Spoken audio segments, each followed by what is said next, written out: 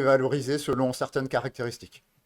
Et à mon sens, c'est littéralement ce vers quoi Frantz Fanon, le grand penseur de, si tu veux, la psychologie coloniale et anticoloniale et aussi de l'anticolonialisme, pointait, où il disait, ben voilà, le colonialisme, c'est pas juste un rapport d'exploitation économique et de violence militaire pour imposer l'exploitation économique et le colonialisme, c'est aussi tout un appareil. Alors lui, il pensait un peu en termes psychanalytiques parce qu'à l'époque, tout le monde, il Ah, fallait ça, que c'était Liebron obligé, de toute reste ça. façon. Il n'y avait pas Voilà, d'alternative, il hein. n'avait pas le choix. Mais là où il pointait vers quelque chose de très intéressant, c'est un peu ce qu'on pourrait appeler, c'est pas exactement ces termes, mais tu sais, l'esprit colonisé et l'esprit colonisateur. Et littéralement, dans ma manière de voir les choses aujourd'hui, je dirais, ben, l'esprit colonisé, c'est celui qui a intégré qu'il était non seulement individuellement, mais collectivement moins que le blanc, le colonisateur. Et l'esprit colonisateur, c'est celui qui a intégré qu'il était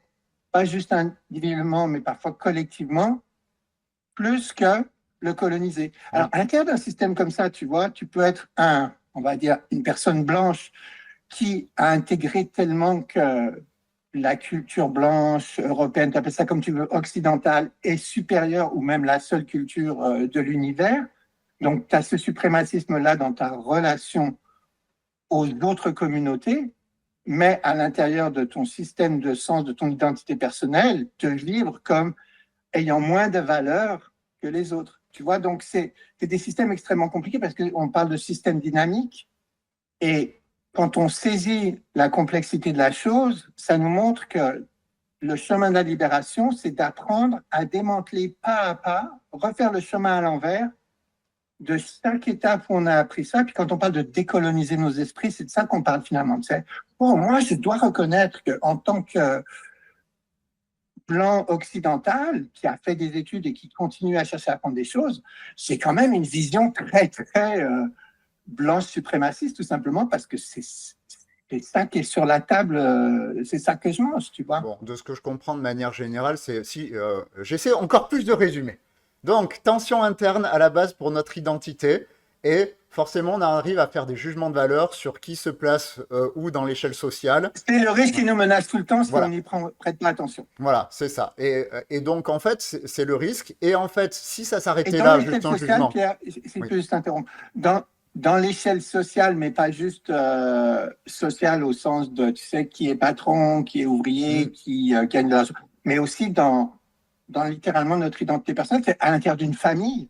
Je suis moins bon que mon frère ou je suis Oui, meilleur que oui. mon frère. Non, mais c'est C'est tout le temps. multiple. Hein. Oui, oui. Alors, pour ceux qui savent pas, bon, j'en ai beaucoup parlé, donc, mais peut-être que les gens qui ont regardé les vidéos n'ont pas regardé mes vidéos. Euh, L'identité, elle est multiple. Ah, Et elle ça, change, retournez toutes les regarder. et, Si et vous en elle, avez raté une seule, et elle change en fonction des situations. Il y a plein d'expériences où juste une phrase nous fait changer notre identité et comment on se place dans l'échelle sociale de valeur. Mais donc, je disais, il y a des jugements, mais les jugements, ils s'arrêtent pas au jugement. Il y a des actions après. C'est-à-dire qu'on va être plus désagréable avec des gens parce qu'en fait, on les considère en dessous. Et c'est vrai qu'effectivement, moi, pour mon exemple personnel, j'ai toujours des pyrlands. Des fois, cette personne, oh putain, celle-là, ça doit être un je sais pas quoi, un jugement qui peut partir, voilà. Et je me dis, bon, allez, arrête, tu vas être plus désagréable avec elle, arrête ton truc, voilà, c'est complètement con, elle est juste différente de toi, voilà, t'as pas à et juger à forcément. contrario, des personnes auprès desquelles on ne sait même pas trop comment, on se sent tout petit, on a l'impression de rien valoir du tout. Ah ouais, non, mais moi j'ai la construction, elle est défoncée quand il y a ça, donc du coup, ça marche pas pour moi.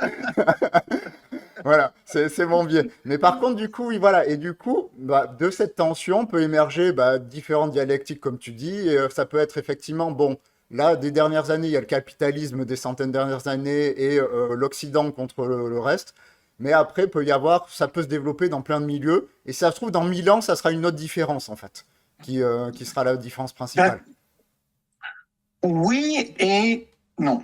Alors, Oui. la manière dont je vois les choses, moi, c'est la chose suivante. Hein. Je suis marxiste et ces idées-là, si tu veux, c'est pas juste des idées, ce programme de recherche-là qui est quand même bien validé de ma perspective à moi, Oui. je suis limité dans ma capacité d'évaluer les choses comme tout un chacun, eh bien, ça nous donne la pièce manquante à l'édifice. Alors, je veux même plus l'appeler marxiste parce que c'est pas, t'appelles pas la physique le newtonisme, tu vois.